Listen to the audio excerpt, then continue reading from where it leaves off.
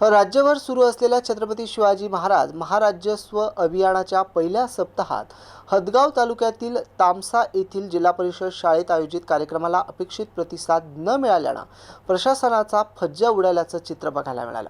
32 शासकीय विभागांना निमंत्रण देण्यात आलं असताना केवळ 9 विभागांचेच अधिकारी उपस्थित राहिले, तर तब्बल 21 विभागांनी दांडी मारल्यामुळे कार्यक्रमावर प्रश्नचिन्ह निर्माण झालं।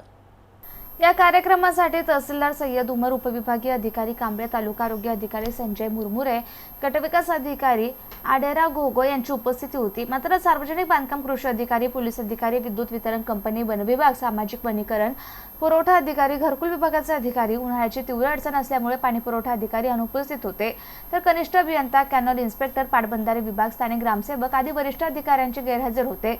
मात्र इतर विभागांचा सहभाग अत्यंत कमी असल्याने अभियानाचा उद्देश साध्य झाला नाही। विशेष म्हणजे तामसा आणि परिसरातील नागरिकांना अभियानाबाबत कोणती ठोस माहिती देण्यात आली नसल्याने नागरिकांनीही कार्यक्रमाकडे पाठ फिरवल्याचं दिसून आलं। या ठिकाणी केवळ अंगणवाडी सेविका, आशा वर्कर यांना बोलवण्यात आलं होतं, तेव्हा परिणामी जनतेपर्यंत शासकीय योजना पोहोचवण्याचा उद्देश अपूर्ण राहिला।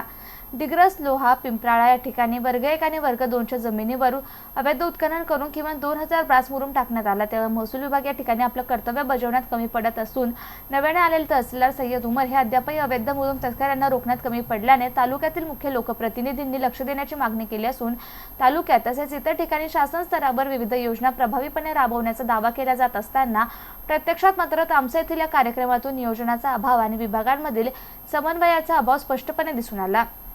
संबंधित विभागांवर कारवाई होणार का असा सवालही नागरिकांकडून उपस्थित केला जातोय। या प्रकारामुळे महाराजस्व अभियानाची विश्वासार्हता धोक्यात आली असून पुढील कार्यक्रमांमध्ये प्रशासनाने याची गांभीर्याने दखल घेणं गरजेचं असल्याची प्रतिक्रिया नागरिकांमधून व्यक्त होतीये। Balasaheb Khanjode, MCN news, Hadgaon.